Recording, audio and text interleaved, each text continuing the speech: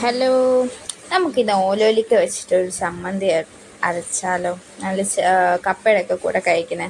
അപ്പം നമുക്ക് എന്താ പച്ചമുളക്, പിന്നെ നമ്മളുടെ കുറച്ച് കൊച്ചുള്ളി, പിന്നെ നമ്മുടെ മെയിൻ ആയിട്ടുള്ള ഓലോലിക്ക നമ്മൾ ഇച്ചിരി കൂടുതലെടുത്തിട്ടുണ്ട്. ഇനി നമുക്കിതിനകത്തോട്ട് ആവശ്യത്തിനുള്ള ഉപ്പിട്ട് കൊടുക്കണം.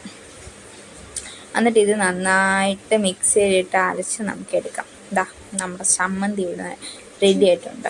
ഇനി നമുക്കിത് ഒരു പാത്രത്തിനകത്തോട്ടിട്ട് മാറ്റി കൊടുക്കാം. എന്നിട്ട് നമുക്കിതിനകത്തോട്ട് കുറച്ച് എണ്ണയും കൂടി ഒഴിച്ചു കൊടുക്കാം. അപ്പം ആ ഒരു എരിവ് ബാലൻസ് ആയിക്കോളും.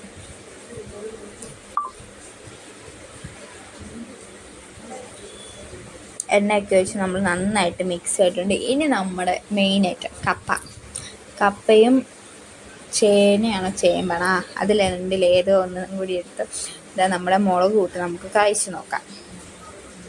ഫസ്റ്റ് അമ്മയാണ് കഴിക്കുന്നത്.